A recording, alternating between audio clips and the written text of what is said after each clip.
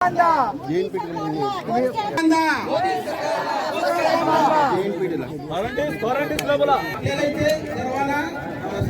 बसायचं आहे, कारण आत्ताच मेसेज आलाय की जे आपले निकोले साहेब आहेत ते मुंबईला कुठेतरी आंदोलनामध्ये गेले आहेत. त्याचा त्यांनी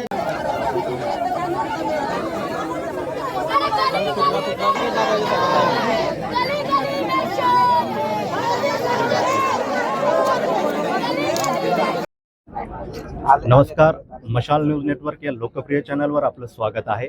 वाढवण बंदराच्या प्रस्तावित जागेवर अर्थात वरोर डहाणू तालुक्यातील या गावी आपण आहोत. आपल्या लक्षात येईल, माझ्या मागे तुम्ही बघू शकता, फार मोठी जी जनसंख्या जी आहे या ठिकाणी उपस्थित आहे. या ठिकाणी आज वाढवण बंदराचा जो ग्रीनफील्ड महामार्ग जो आहे या ठिकाणी भराव टाकण्याचं काम होणार असल्याची माहिती ग्रामस्थांना मिळतात. ग्रामस्थ या ठिकाणी मोठ्या संख्येने उपस्थित झालेले आहेत. वाढवण बंदर संघर्ष समितीचे युवा समितीचे अध्यक्ष मिलिंद राऊत आपल्यासोबत आहेत. आपण त्यांच्याशी या संदर्भात अधिक माहिती घेणार आहोत. नमस्कार सर, मशालमध्ये आपलं स्वागत आहे. काय सांगाल, आज आपण ही एवढी जनसंख्या घेऊन या ठिकाणी उपस्थित आहात, काय नेमकी मागणी आहे? मागणी हीच आहे की हे जे काही अनधिकृत काम चालू आहे, आम्ही अनधिकृत काम म्हणतो, शासन म्हणतं की आम्ही सगळ्या परवानग्या घेतलेल्या आहेत, परंतु प्रत्यक्षात जर पाहिलं तर ह्या परवानग्या घेताना महत्त्वाचे जे काही बेसिक परवानग्या ग्रामपंचायत किंवा वन हक्क समितीच्या किंवा इतर कायद्यांच्या अनुषंगाने लागतात ह्या त्यांनी घेतलेल्या नाही आहेत. आणि त्या न घेताना सुद्धा ह्यांनी सर्टिफिकेट्स इश्यू केलेले आहेत. त्या बेसवरती यांनी स्टेज 1 स्टेज 2 ची परमिशन घेतलेली आहे. तर अशा परवानग्या तुम्हाला माहिती आहे, हल्ली शासनवरती काही कागद नसेल तरी परवानगी देणारं शासन इथे आहे केंद्रामध्ये. त्याच्यामुळे आम्ही अशा परवानग्यांना मानत नाही. चुकीच्या पद्धतीने घेतलेल्या परवानग्याला तर अजिबात आम्ही भीक घालणार नाही आणि आम्ही हे काम थांबवणार कुठल्याही परिस्थितीमध्ये. बरं, या ठिकाणी आज एवढा हा मोप तुम्ही जमा केलेला आहे. सर्व ग्रामस्थ हिरिरीने यामध्ये सहभागी झालेले आहेत. आता हे जे काम आहे, पोलीस बंदोबस्त आपण सुद्धा बघू शकता, मोठा फौजफाटा या ठिकाणी आहे. याला कशा पद्धतीने विरोध करणार आहात की इथंच थांबून ठेवणार आहात?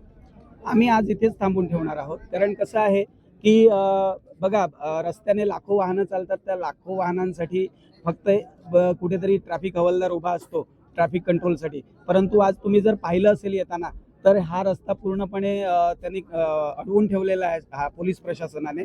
आणि म्हणतात की तुम्ही अडवू नका. बरं, जर तुम्ही सामान्य लोकांना अडवताय, आम्हाला अडवताय, तर मग तुम्ही आम्हाला का अडवताय? आणि ह्या 2 हायवा इथे डंपर येऊन गेले. ह्या 2 डंपरना अडवण्यासाठी जर हे पोलीस प्रशासन 1000 पोलीस बळाचा इकडे वापर करताय, जर तुम्ही, आमचा सामान्य लोकांचा एक प्रश्न आहे की जर तुम्ही सगळं कायदेशीर पद्धतीने ट्रान्सपरंटली एकदम काम करताय, तर मग एवढा फौजफाटा तुम्हाला कशासाठी लागतोय? नेमकी गरज काय ह्या सगळ्या गोष्टींची? आणि मग आता तुम्ही जर इथे पुढे गेलात तर इथे एक आदिवासी पाडा आहे, तिथे तुम्ही जाऊन बघा, त्यांच्याशी चर्चा करा त्या लोकांची. त्यांची घरं ह्या रस्त्यामध्ये जाणार आहेत आणि ती घरं गेल्यानंतर 2 ते 3 घरांना नुकसान भरपाई मिळालेली आहे. बाकीच्या घरांना अजूनही नुकसान भरपाई मिळालेली नाही.